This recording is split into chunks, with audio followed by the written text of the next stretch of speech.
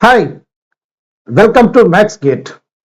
So let us continue the relational model which we have started in the last session. So let us recall the definition of relational model. What is relational model, sir? A model in which the entire data is stored in the form of relations. What is a relation, sir? A relation is a table in general English, right? So let us continue the relational model. In the last class, we have discussed what is a candidate key. Now, first let us discuss what are the different types of keys. What is meant by a key? Key is a generic term, sir, which can be used to denote any type of key. So, a set of attributes which can identify the records of a relation uniquely. Suppose in a class of students,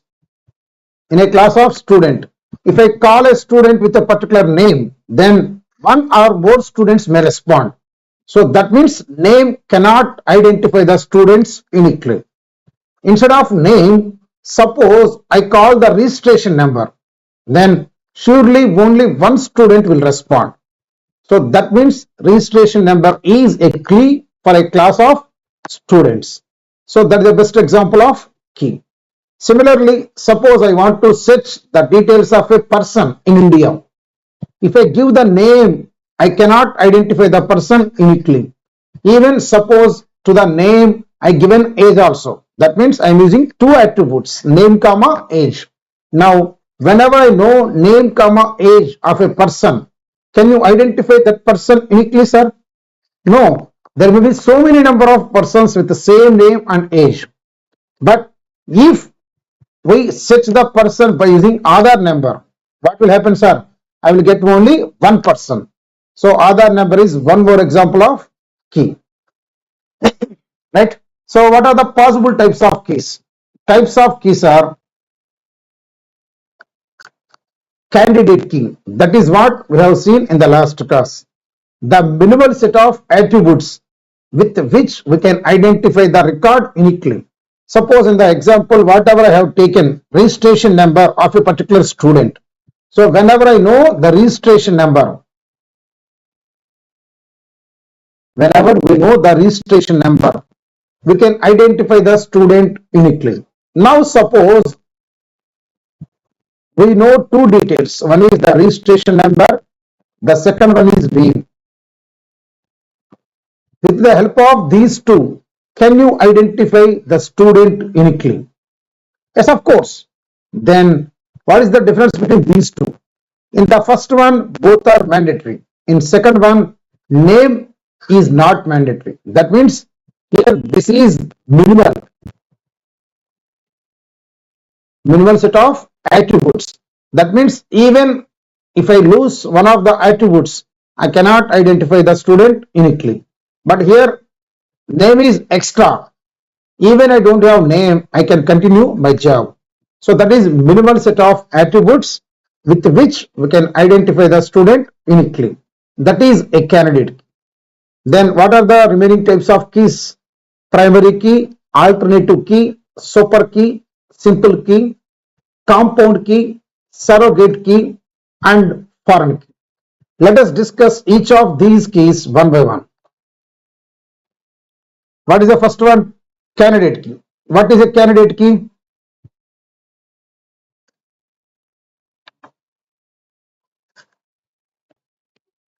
Minimal set of attributes which can be used to differentiate the records of a relation. So as I given the example, suppose let us consider an engineering college in which we are storing the details of the student. Suppose we are having the details, registration number, name, class, age. Let us consider this situation in an engineering college. Okay, in an engineering college, the registration number is unique for each and every student. So in this case, rule number is enough to me to identify the student uniquely. Now, instead of college, let us suppose a small school. Okay? Sorry, a small school, which is a primary school or a school nearby our home. In general, in small schools, we don't have registration numbers unique for each and every student.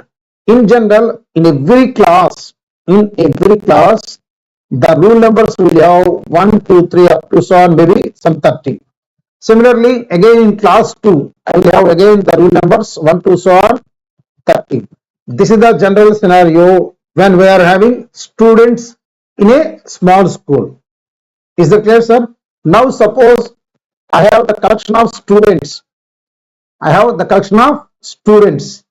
Which are having details of the school students. Now in that case, I have rule number, name, class, age. Now the question is, suppose I know the rule number. Can we identify the student uniquely, sir? No. Suppose my son rule number is 25 and I asked the principal, sir, my son roll number is 25, can you call him once? Then principal sir will ask, what your son studying? What is the class your son studying?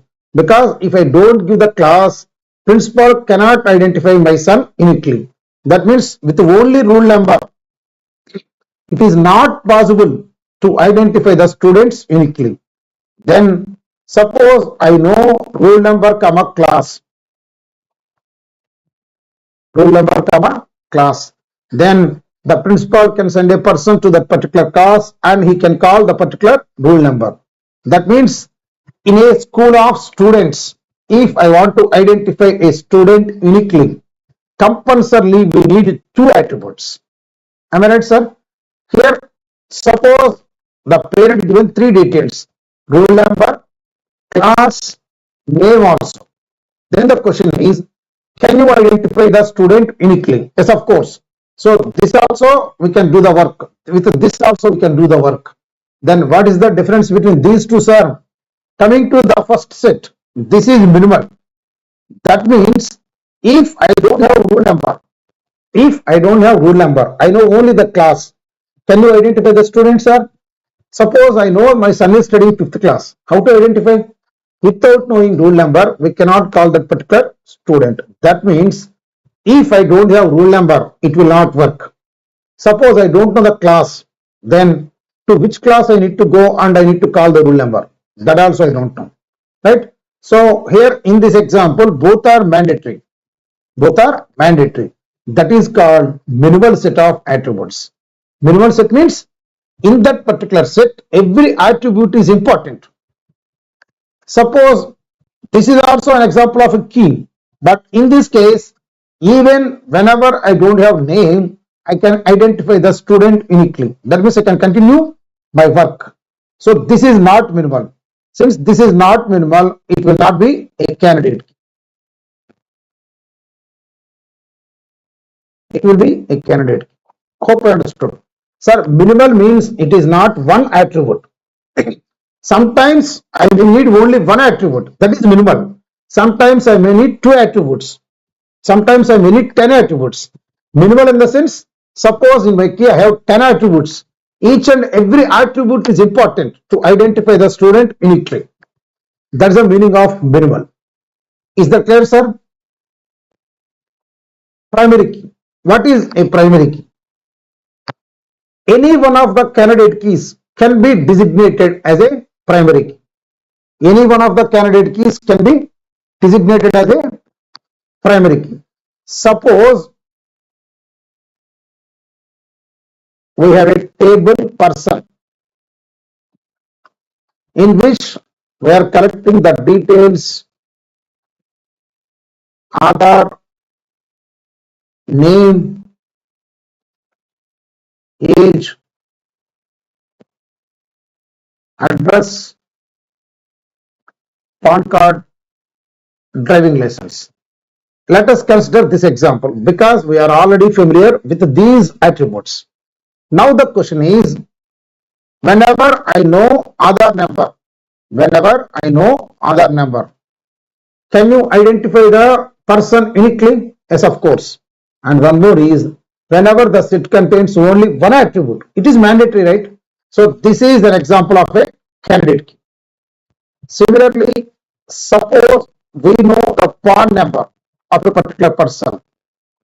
Can you identify the person uniquely, sir? Yes, of course, we can do it.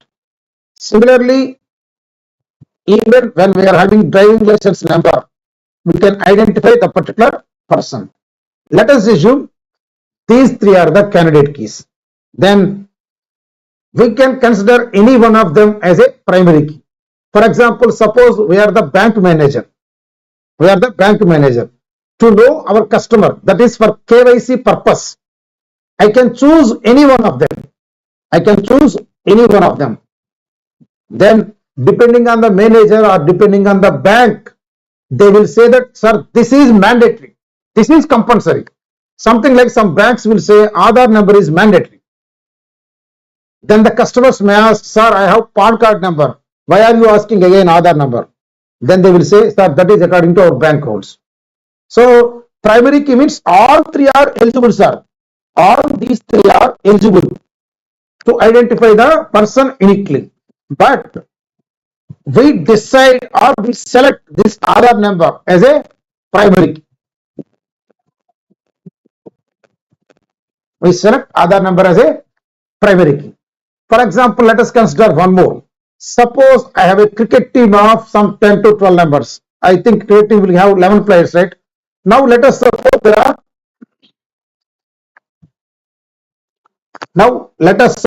there are two persons. So I don't know whether Kohli and Dhoni are the team or not. Let us assume Kohli can lead the team. That means he can guide or he can have captaincy capabilities. Similarly, let us suppose Dhoni also capable of leading the team. Okay, so these two are capable of guiding the team. Then can you select both of them as captain, sir? No. Even both are eligible for captain, we will select only one of them as a captain only. So that depends on you. Suppose I selected this one as a captain, then that is primary key. Hope you understood it. So candidate key means they have all the qualities to become a leader.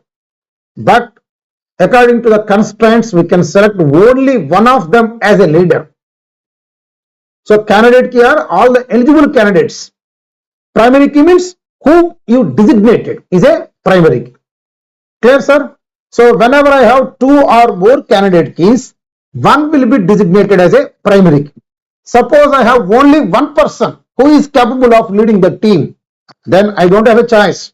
Compulsorily, I need to choose the particular person as a leader or captain. But whenever I have multiple options of candidate keys, we will select only one of them as a primary key.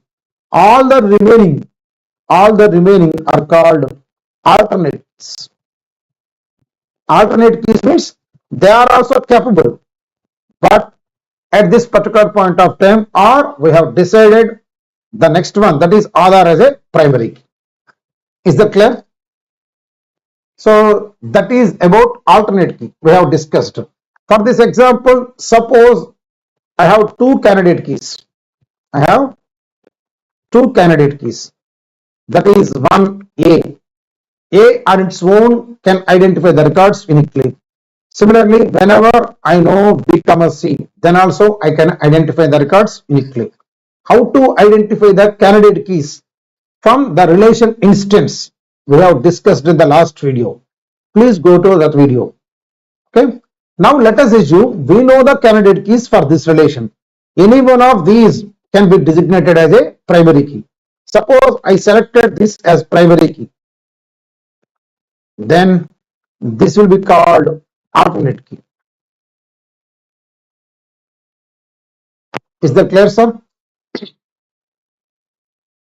Any candidate key other than primary key is called alternate key. Now the next ones are prime attributes, non-prime attributes. This is the most important definition at which so many students will do some mistakes or so many students will misunderstood. What is prime attribute? Attribute which is present in any one of the candidate keys. Attribute which is present in any one of the candidate keys is a prime attribute. It is not mandatory that the attribute should be present in the primary key, sir. It can be present in any one of the candidate keys. What is non-prime attribute? Opposite, which is not prime is called non-prime attribute. Suppose I have a relation.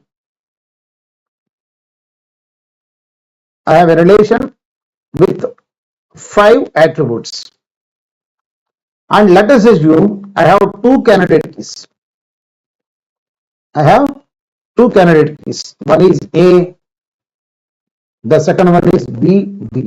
So these 2 are candidate keys. That means they are eligible for primary key. Okay. Then let us assume we selected the first one as a primary key. Now the question is, what are the prime attributes, sir? Prime attribute means the attribute which is present in any one of the candidate keys. So in our example, what will happen, sir? A, B, D, because they are present in the candidate keys. And what are non-prime attributes? Non-prime attributes which are not prime attributes. Is that clear, sir? So this is the most important one, sir. Prime attribute doesn't mean that it should present in primary key. It should present in any one of the candidate keys. That is enough to have prime attribute. Now let us suppose we have a small question. Suppose R is a relation with A, B, C, D, E, F, G attributes, and the candidate keys are A, C, B, E, G. Then find the prime attributes. To find prime attributes, what we need, sir? We need to know only what are the candidate keys. So here, what are the candidate keys they given? This is the first candidate key, and the second candidate key is B. What is the next candidate key? That is G. Now, what are the prime attributes, sir?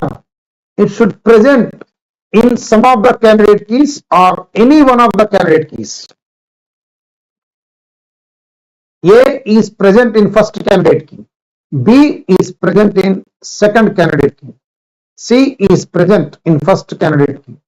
What about D, sir? It is not present in any one of the candidate keys. Leave it. What about E? It is present in the second one. What about F? Is F present in any one of these 3? No. So it will not be a prime attribute. F, then G. G is present in this candidate. Hope you understood it. Let us see one previous question. A prime attribute of a relation schema is an attribute that appears. What is the definition of prime attribute, sir? Prime attribute is the attribute which is present in any one of the candidate keys. So it should present in any one of the candidate keys.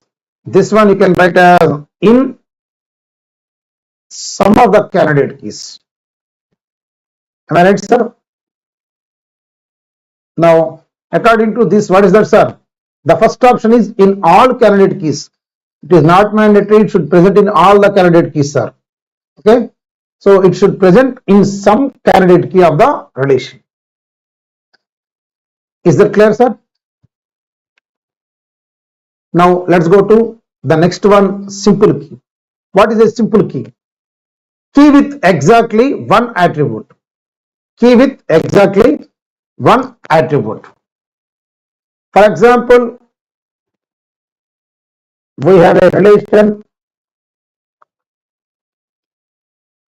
with 4 attributes, and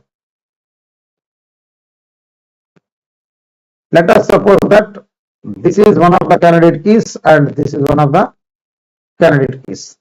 When the key have only one attribute, that is called simple key. When the key is having only one attribute, that is simple key. If the key is having 2 or more attributes, then that is called composite key. When the key contains 2 or more attributes, that is called composite key. So what is composite keys are? Key with 2 or more attributes. If it is having only one attribute, it will be called as simple key. Super key. What is a super key? Any superset of a candidate key. Any superset of a candidate key. For example, let us consider this. For this example, what are the candidate keys? A or PC. Let us consider the first candidate key A. For this one, can you write the supersets? What is a superset, sir? A set which contains all the elements of the given one is called superset. Fine. Now, for this example, what are the supersets?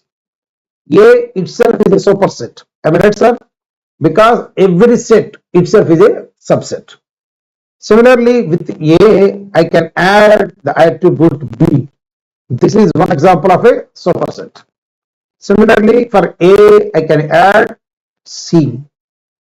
For A, we can add B, C. Since we have only 3 attributes in the given relation, these are the only possibilities when we consider the first candidate key. So all these are examples of super keys. All these are examples of super keys. So what does it mean, sir? A super key must contain a candidate key in it. So whenever a set contains a candidate key in it, in addition to candidate key, it may have something extra or may not. But candidate key must present in super key. Okay. So that is super key. Suppose for the same example, if I consider the second one, what are the supersets of this one, sir? I can have BC because its set itself is a superset. What is the next possible superset? ABC. So these two are 2 more examples of super keys. So for this example, with this constraint, how many super keys you are able to write? You are able to write first 2, 3, 4, 5. This was already repeated, sir, so I am not counting it. Totally, the number of super keys for this example is 5.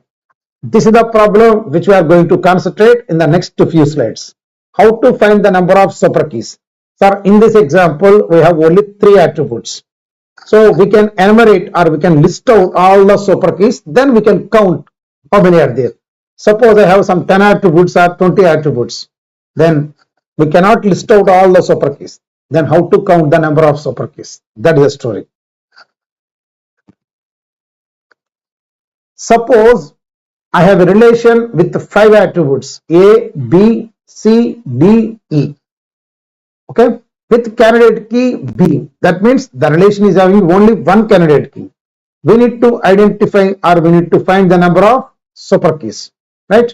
So what is the one and only candidate key they given, sir? The one and only candidate key they given is B. Now, how to form the supersets? To form the supersets, B is mandatory. in addition to B, I can add or I can neglect any one of the remaining attributes. What are the remaining attributes? 4 attributes. So what are the 4 attributes, sir? A, C, D, E. So for every one of these attributes, either I can include it or I can exclude it. For example, I included the first 3, A, C, D. This will be one super key. That means here we not written E. Suppose we written E also. Then we will get one more super key. That means for every attribute, how many possibilities you are having, sir? You are having 2 possibilities. So like that, how many keys we are having, sir? You are having 4 attributes. So this is 2 possibilities, this is 2 possibilities, this is 2 possibilities, this is 2 possibilities. Like that, how many, sir? Totally 2 power 4. Am I clear, sir? Otherwise, suppose we are writing the subsets. Here, this is fixed. For the remaining 4 attributes, what I need to do, sir? BA, BAC, BAD, BAE. Right? Similarly, I need to consider the next one. What is that? These are the 1 minute. Let me explain one more clear way.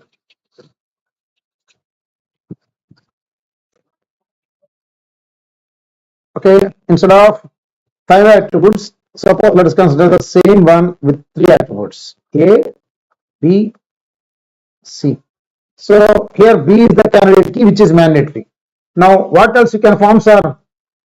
I can simply leave B or B A, B C, B A C. What does it mean, sir? B is mandatory and you are writing the subsets of A comma C. Whenever I have 2 elements, how many subsets you can write, sir? 2 power n. Similarly, here how many you are having, sir? 4 elements. How many subsets you can write, sir? 2 power 4. Is that clear, sir? So this is about the number of super keys. Let us do one more question. Suppose this is the example.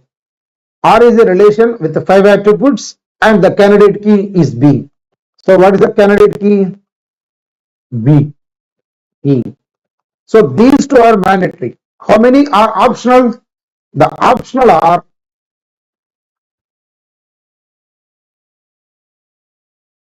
optional attributes. Either they may you include or you can exclude. What are the optional attributes, sir? A, C, D. That means with B comma E, I need to add the subsets. So I have 3 elements. How many subsets you can write, sir?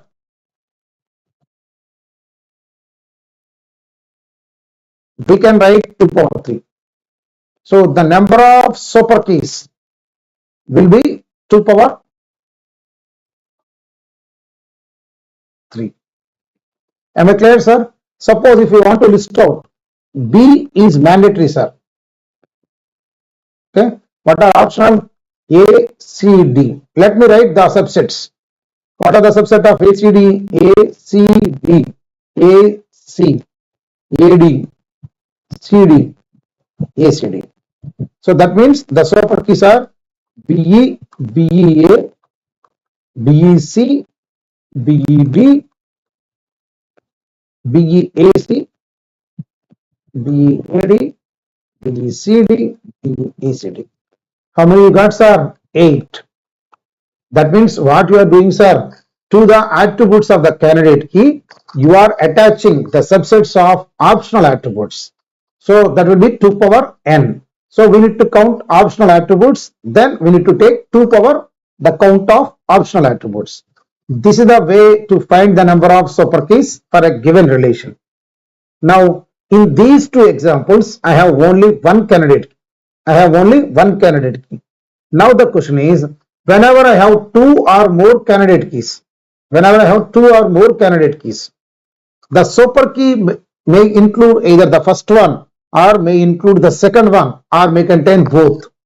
Then how to find the number of super keys? So how to find the number of super keys when we have two or more candidate keys? For that we are having two procedures. Let me explain two procedures one by one. Suppose I have a relation A, B, C, D, E with candidate keys A, B, B, D. That means how many candidate keys you are having, sir?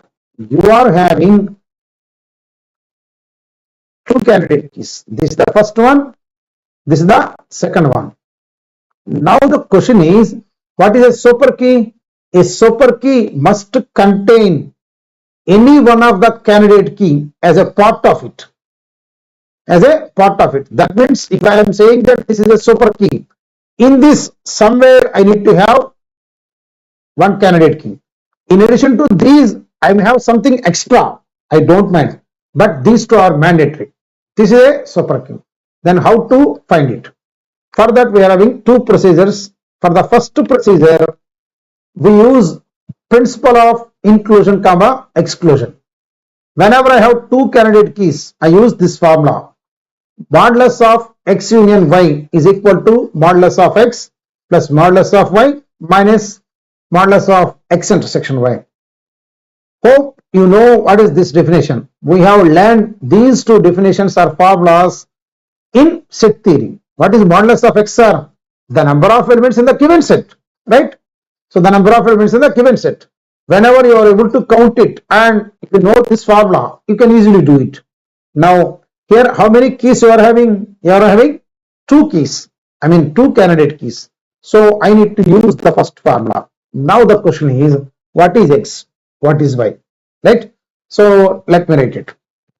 So x means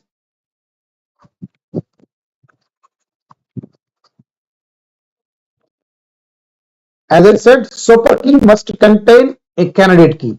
So X is the set of all super keys that contain the first candidate key. What is the first candidate key? AB. For example, A, B, C or A, B, E, or you may have A, B, C, E, like that. Now the question is, how many you can form? How many you can form? What is modulus of x? That is the number of super keys which contains AB. What is that, sir? I have two mandatory. How many optional, sir? Optional are C, D, E. So three attributes are optional. So modulus of x is 2 power 3, which is equal to 8. Then can you guess what is y? S. Super keys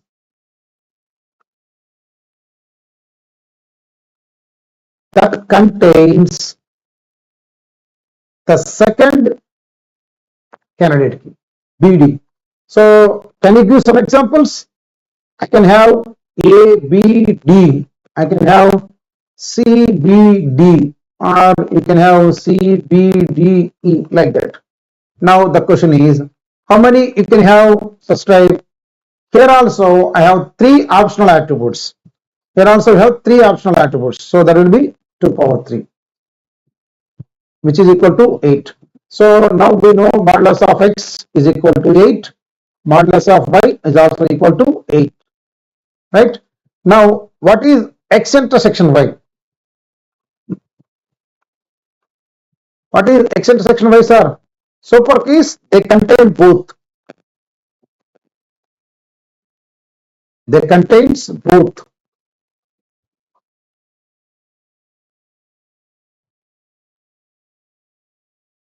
Right? So, what are the both candidate keys? A, B, comma, B, D. Can you give such examples, sir? We can have A, B, D mandatory. So, this is mandatory. I can have extra E or A, B, D, C. Like that we can have. Now the question is, what is modulus of x intersection y? Here, three attributes are mandatory. How many are optional? 2. So, modulus of x intersection y is equal to 2 power 2. That is 4. Now, let us substitute these values in the formula. What is the formula, sir? This is the formula we are going to use. Modulus of x union y. That is the super keys which contains any one of them, right? So the first one is 2 power 3. The second one is 2 power 3. What is the third one? 2 power 2. What is the final value, sir? 8 plus 8 minus 4. I think it will be 16 minus 4, which is equal to 12. Is that clear? Now, let me explain the second approach. Sir, when we have two candidate keys, calculation of this formula is very easy because we need to find only three terms.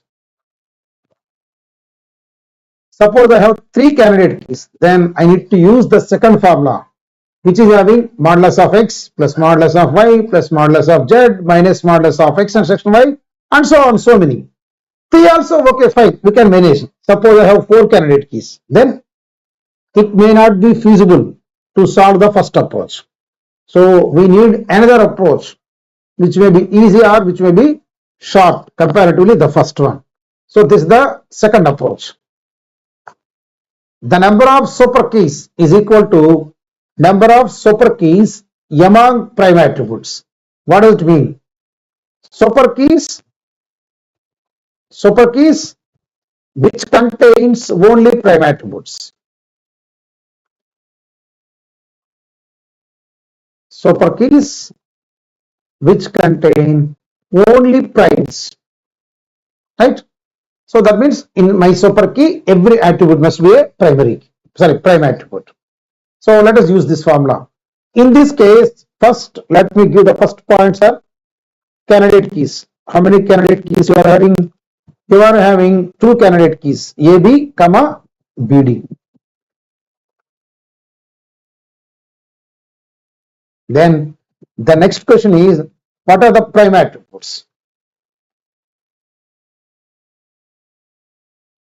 So let me write primes. What are the prime attributes? The prime attributes are A, B, D, right? Then whenever I know primes, I can write non-primes because I need to find the number of non-primes also. What is the number of non-primes? First, let me list out the non-primes. Here, C, E. So how many you are having, sir? You are having 2. Now the main part of this one is forming the super keys with only primes. Super keys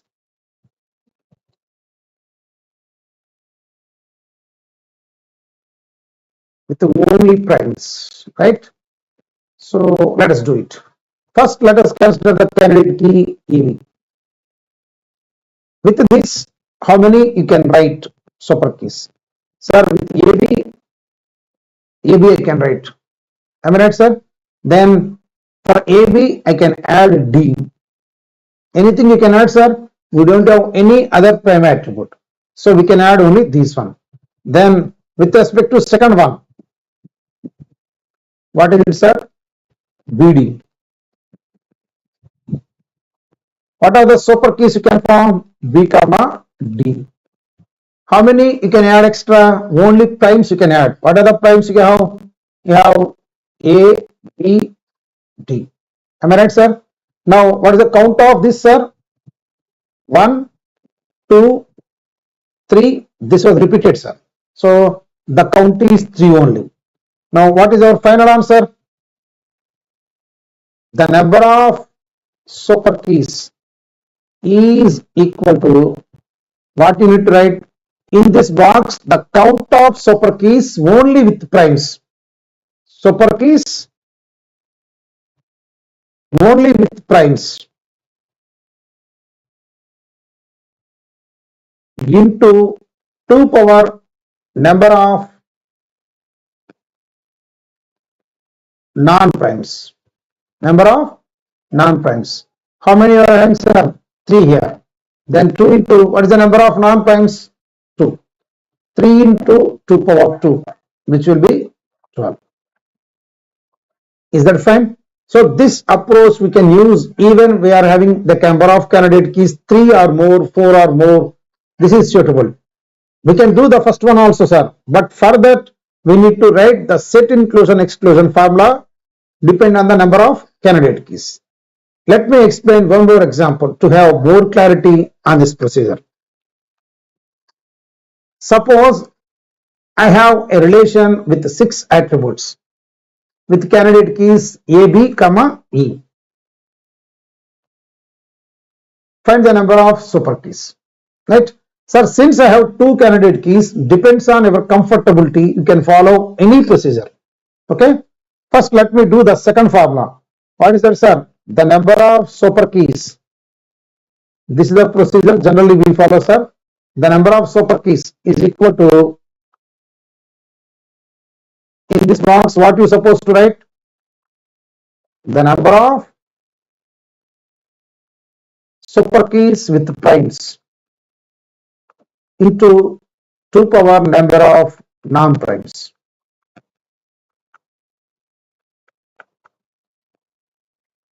Right? In this example, what are the candidate keys? That is the first point. So let me give some space so that you can use it directly. So what are the candidate keys they given? A, B, comma, E.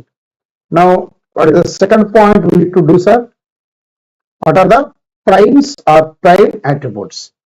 We have 3 prime attributes, A, B, E. What is the next point? What are the non-primes? In this example, what are the non-primes? C, comma, D.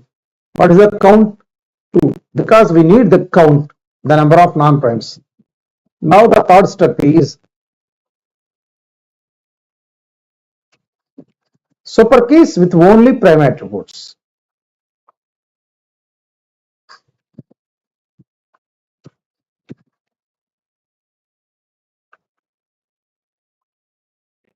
Super keys with only prime attributes.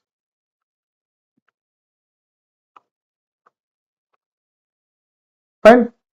The first candidate key is AB. Then with this, how many you can write? AB we can write. To this AB I can add E. Can you add anything else? No, because we have only E as a primary attribute. Now for the second candidate key, what is second candidate key? E. For this, how many you can form, sir? E is fine. With E I can add A. With E I can add B. With E I can add AB. Anything else? No. Right? Now the question is, what is the count? 1, 2, 3, 4, 5.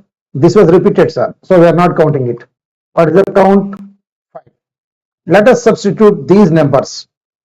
The number of super keys is 5 into 2 power number of non-primes. That is 2. So that will be 5 into 4, which is equal to 20.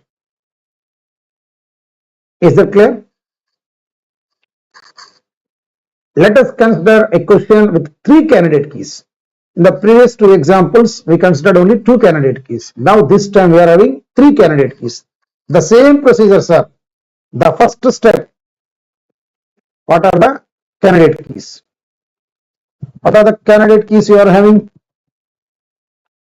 A, B, B, D, F. What is the second step?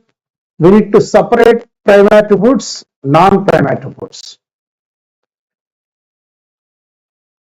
What are the primes and what are the non-primes? In this example, what are the primes we are having? We are having A, B, D, F. What are the non-primes? C, E, Z. So what is the count of non-primes? 3. Right. What is the third step? The third step is we need to form the super keys. We need to form the super keys with only primes. This is the major step, sir. This is the major step. Super keys with only primes. Consider the first one, AB. With AB, how many you can write? With AB, in addition to AB, how many else you are having? D comma F. So let us do it. AB, A, B, D, A, B, F. Let us add both. That's it. That is with respect to AB. Suppose I consider BD. In addition to BD, how many more primes you are having? You are having two more primes, A comma F. So let us form it. BD, ABD, FBD, AFBD. What about next one? The next primary, candidate key given is F. In addition to F, how many else you are having primary attributes? 3. So we need to form 8 different sets. AF, BF, DF, ABF, ADF, BDF, ABDF. That's it. Now let us count it. Whenever there is a repetition, don't count it. 1, 2, 3, 4. BD is not there, fine. ABD repeated, sir, leave it. FBD it's not there, 6. This was repeated, fine. AF 7. BF it was not there, 8. DF 9. ABF it was there. ADF, is there any ADF? No, it is 10. BDF it was there, don't count it, it was not, don't count. So what is the total count? 10. Then can you give the answer? The answer equal to number of super keys with primes. How many you are having? 10 into 2 power number of non-primes. How many you are having? 3. So 10 into 8, which is equal to 8. Is that fine?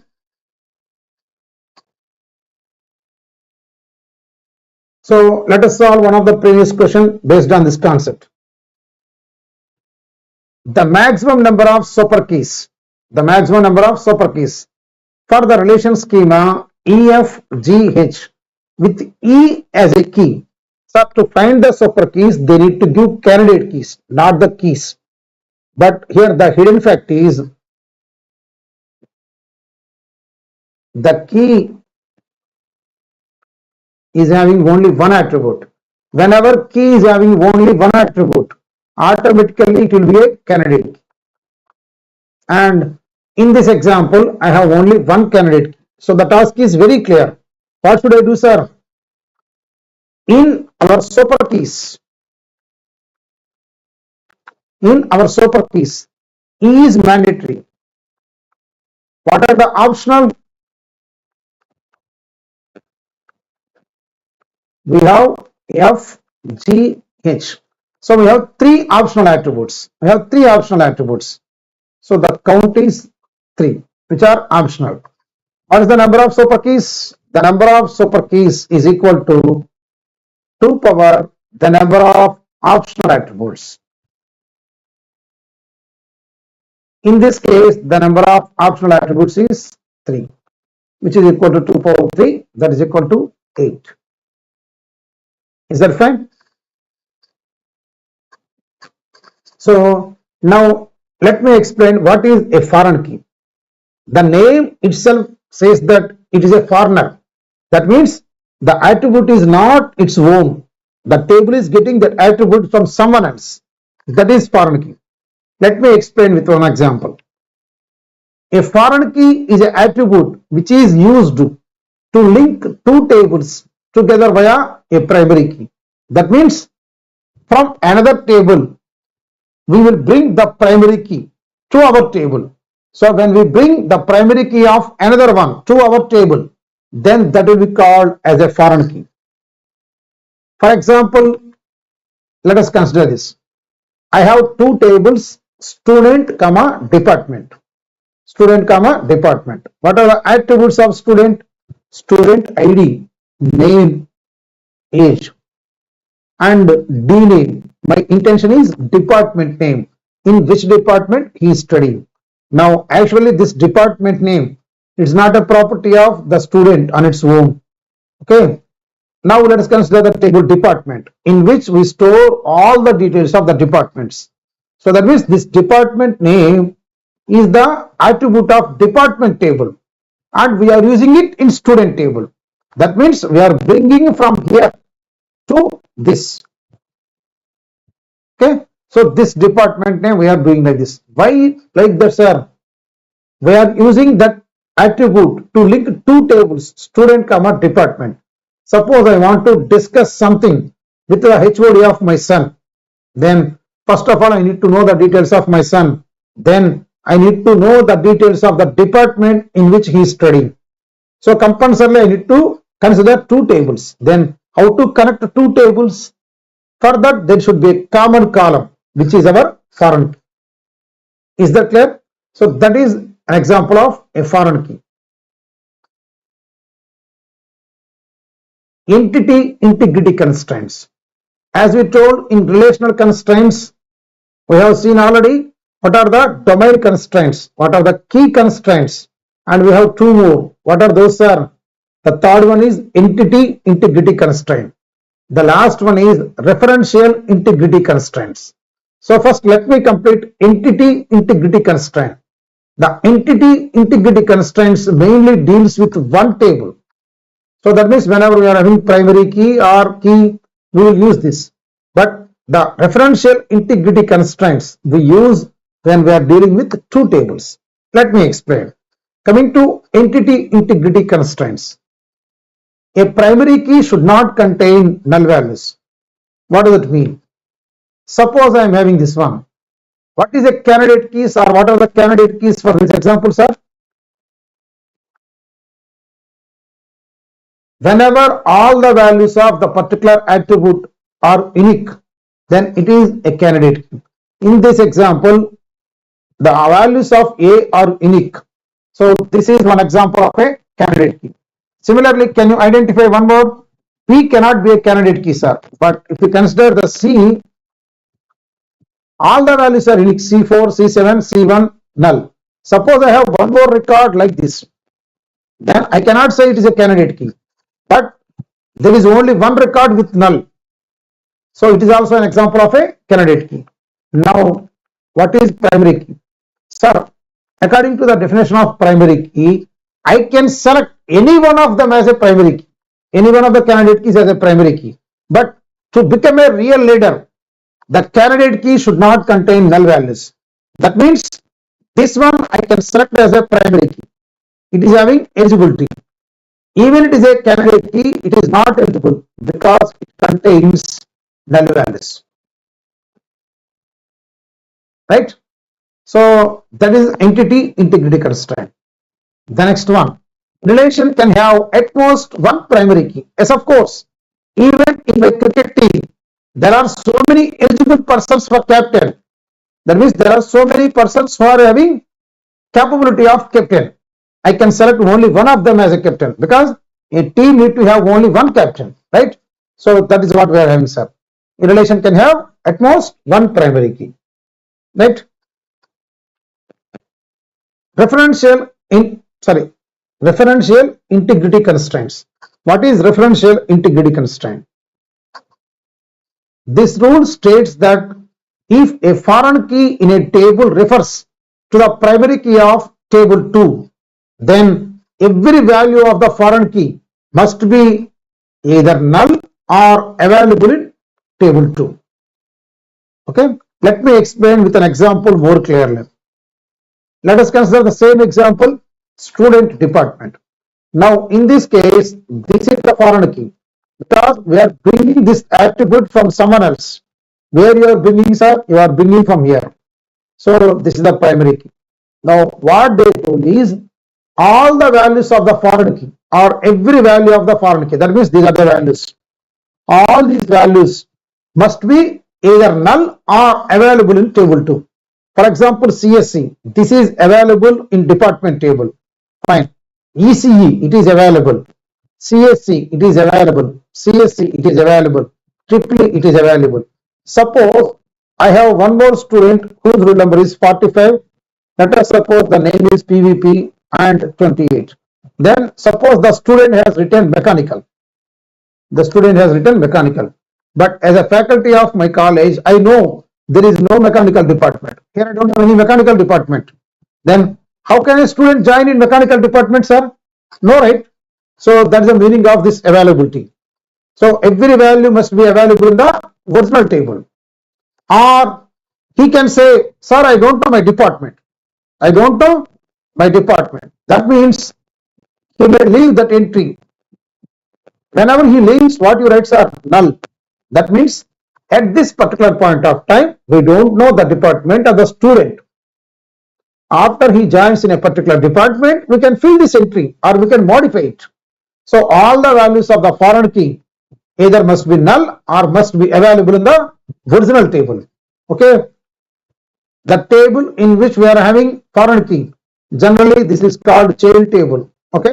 For easiness, let us call duplicate table. Sir, actually it's not a duplicate table, sir. Just where for convenience, from where you are bringing, that is parent table. Which is bringing, that is child table. Or you will say parent table is the original table and child table is the duplicate table. That depends on our comfortability. A foreign key can have null values. Of course, as I told, if the student don't know his department, we can have null value. After that, we may replace. But a primary key should not contain null values. Why, sir? According to entity integrity constraint, whenever the candidate key is having null values, we don't select him as a primary key. So he is not eligible to become a primary key. So that is the meaning of this note. Right? So here I may have one record from 45 PVP 28 null, because at this particular point of time this PVP don't know his department. But here I cannot write like this. The department name is null and HOD is Geeta, block number is 10.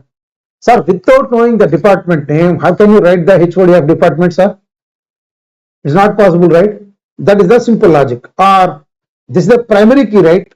Whenever it is a primary key, how can you have null value? According to entity integrity constraint, primary key should not contain it, right? So that is the meaning of this note. Is that clear? So the referential integrity constraints. So we have discussed totally 4 constraints. What are the 4 constraints, sir? Domain constraints, key constraints, entity integrity constraints, referential integrity constraints. For the first 3, what are the first 3, sir? Key constraints. Of course, the first one is what we discussed is domain constraints.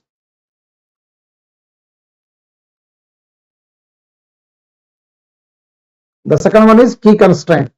The third one is entity integrity constraint.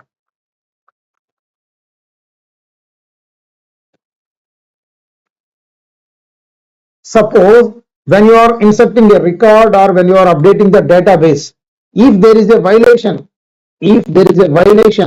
with any one of these 3, if there is a violation with any one of these 3, it will not accept that updation. It will not accept.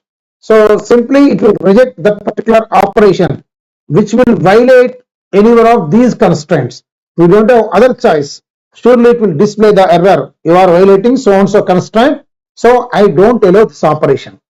But when coming to referential integrity constraint, it is not like that. We can skip that rejection. If you want, we can skip that rejection. First of all, if you want to skip it, first of all, I need to know in which possible situations there is a violation. In which possible situations there is a violation. Whenever I know the possibility, depending on that situation, I can choose the option whether I need to reject it or I need to skip it.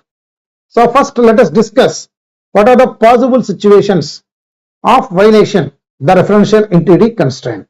Now, what is the updation of database? Mainly three operations are. The first one is inserting a record. The second one, deleting a record. The third one, updating a record. What are the possible updation records, sir? Insertion, deletion, modifying or updating. So when we do these three operations, there is a chance, sorry, it's not guaranteeing, but there is a chance of violation for referential integrity constraints. So let us discuss it. Let us consider the student table or the same example. This is my child table. Instead of child table, we can also call referring table. Who is referring? And similarly, this is my parent table. Now the question is, whenever I insert a record in the student, is there any chance of violation? Suppose a new student is joining and writing the record here. Then if you write something what is present in this department table, no issue. Suppose instead of CSE, they written mechanical, then there is a chance of violation. That means whenever you insert a record in the student table, there is a chance of violation. So here there is a chance. So may be violated. Sir, it is not guaranteed that always it is violated, but there is a chance of violation. We are discussing only the chance. Now suppose our college want to introduce a new department. A college wants to introduce a new department. What you do, sir? When you want to insert a new department, no need to ask or no need to consult any student, right? Mechanical are inserted and Geeta is the HOD and the block number is 10.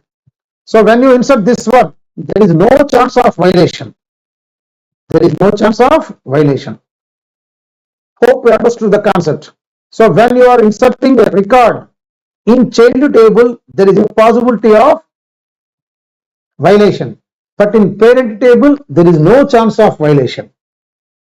Hope you understood it. Then let's go to the next operation.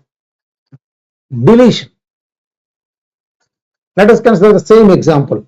Now the question is, whenever we delete a particular record from the child table or from the student table, is there any chance of violation? Similarly, whenever you delete a record from the department table or original department, is there any chance of violation? Suppose a student NSR wants to leave my department. That means I am deleting this particular record. When a student left my department, there is no loss to my details. So I don't have any problem. The student left, that's it. The department will continue as usual. So that means when we delete a record from the child, there is no chance of violation.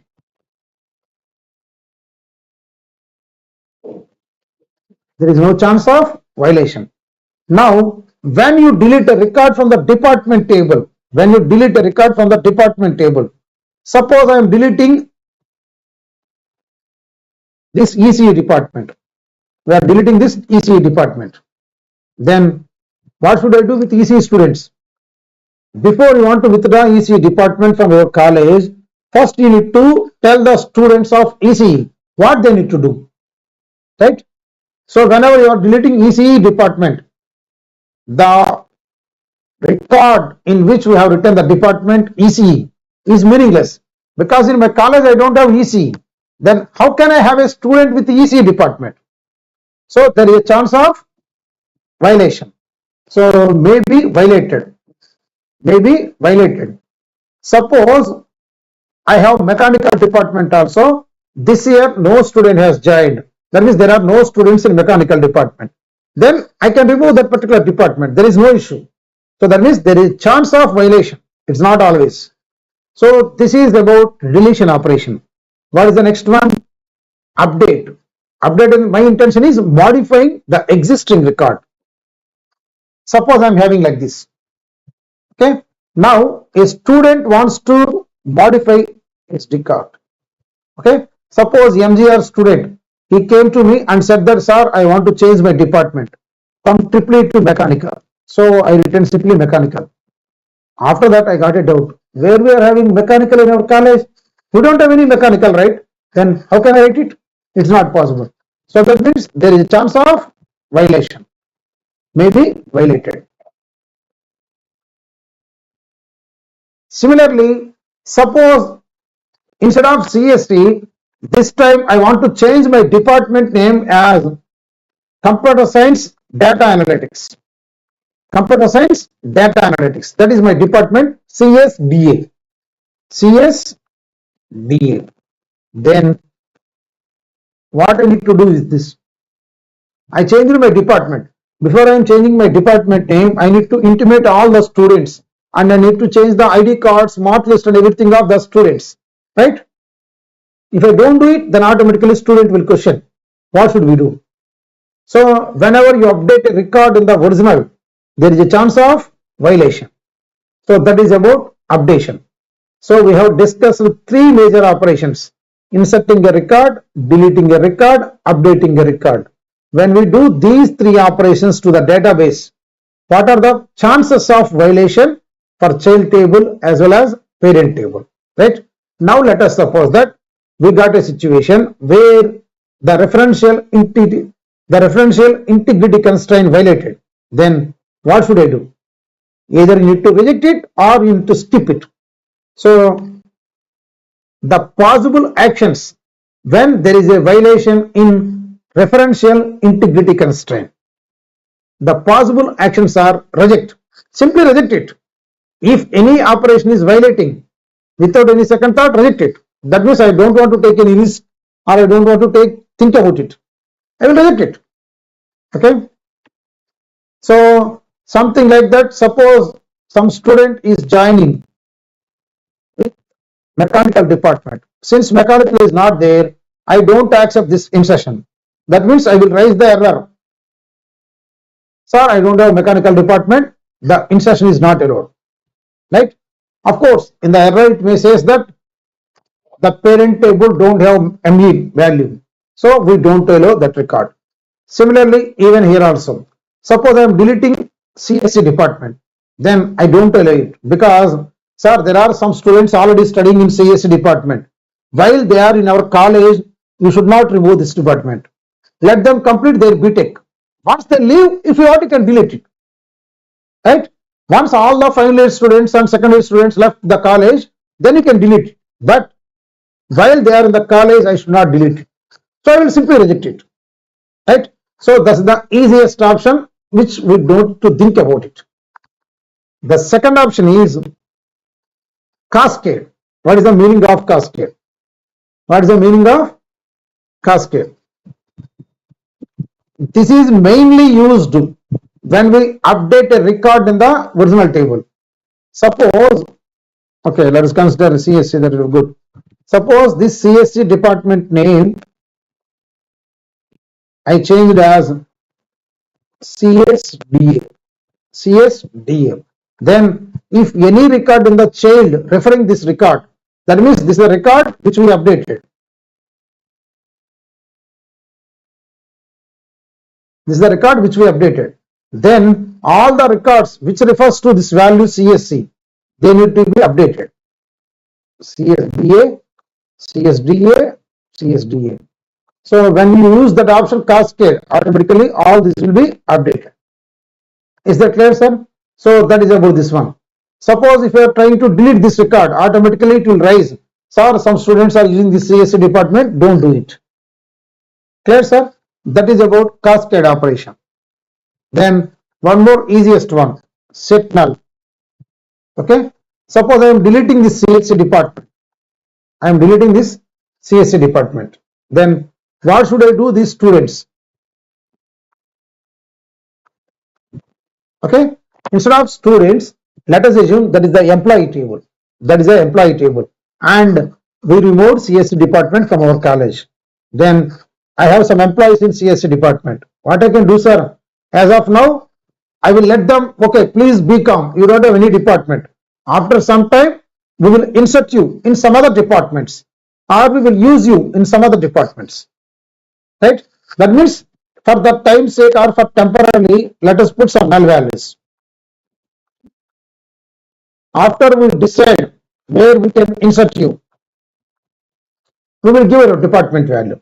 Even students also, suppose we remove CSC, we will convince the students, please wait for some time so that we can decide in which department you can complete your BTech. So meanwhile, what we need to do? We need to keep some null value or some special value. Sir, special value means that is the value which is the default. Whenever they don't know something, then we will keep that other value. So these are the three actions when there is a violation in referential integrity constraints. Hope you understood it. For the first three constraints, domain, key, entity, integrity constraint, we don't have a choice. When there is a violation, reject it.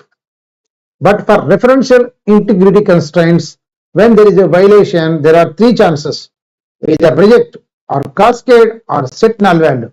That depends on completely your requirement. Clear, sir? So let us do one of the previous question. Just go through the question. Suppose R is a relation with three attributes A, B, C. S is a relation with D, E, F. So we have two tables. The first one is A, B, C. The second one is S, D, E, F. Fine. In which D is the foreign key. So that means this is the foreign key.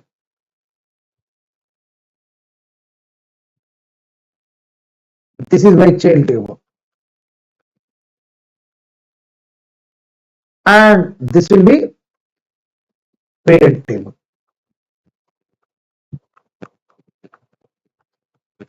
Now consider the following operations: inserting a record into R, inserting a record into S, deleting from R, deleting from S.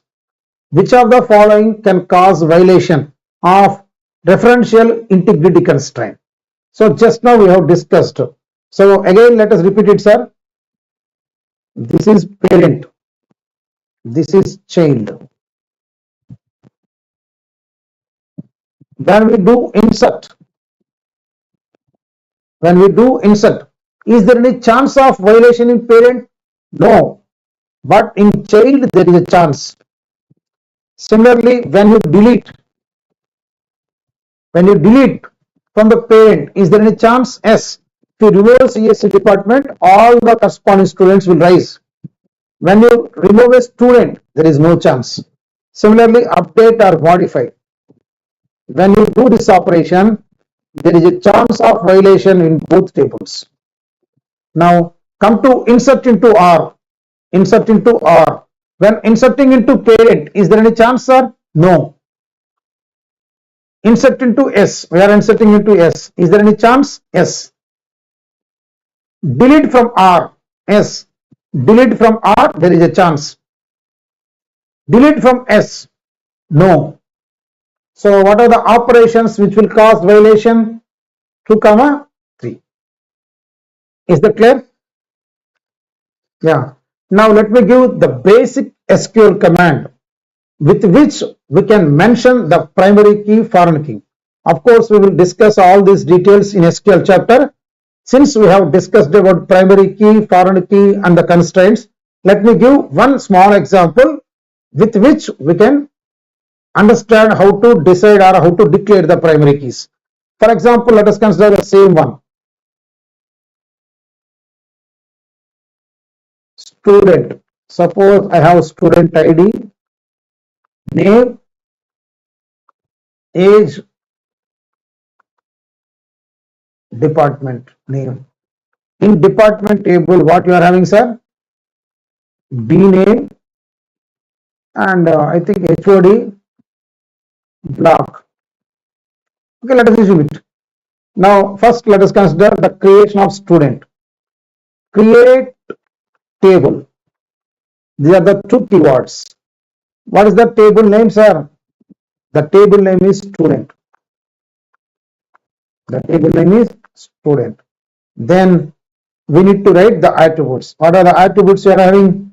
The first one is SID, which is, let us suppose all they are integers. Okay,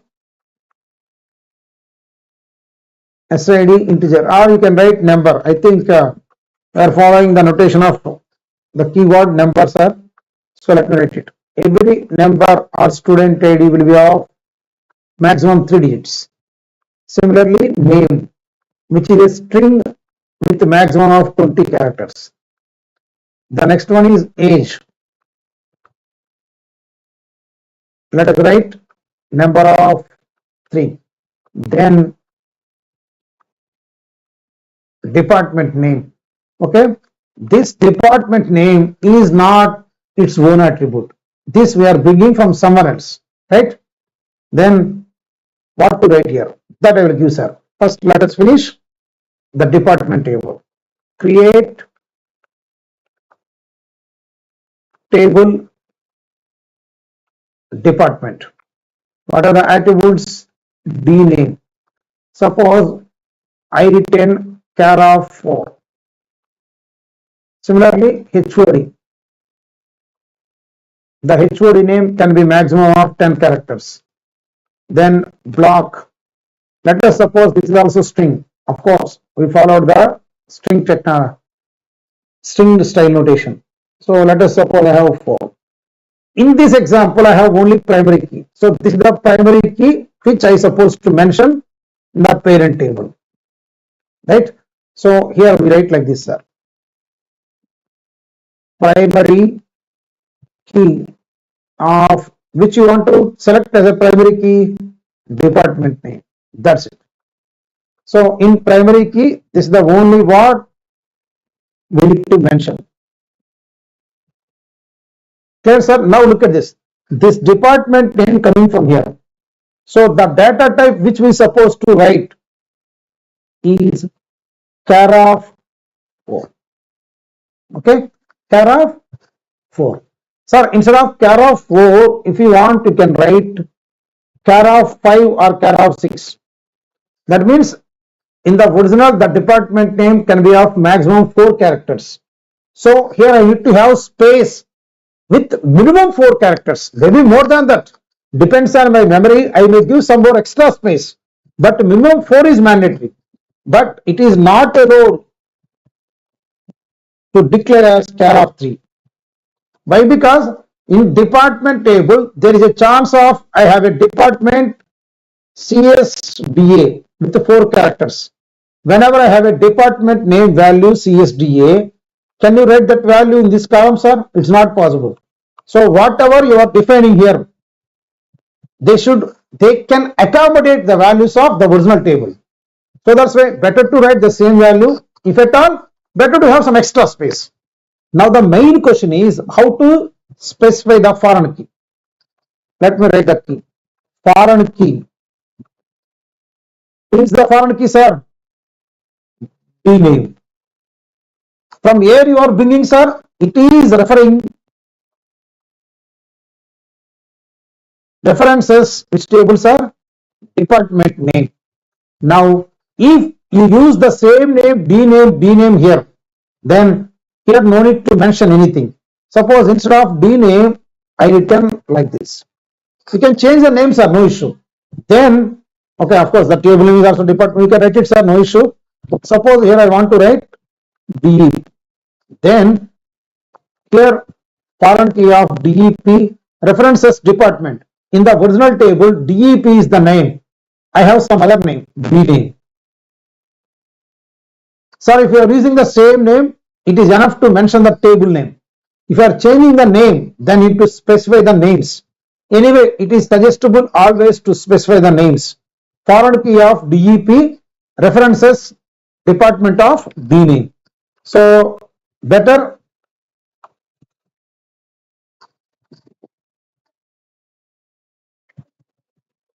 to specify. Foreign key references this one. So this is how to declare the foreign key. Then how to specify the actions. Suppose I want to specify on delete cascade, or on delete set null. Like that we can write on insert reject. Like that we can choose the option.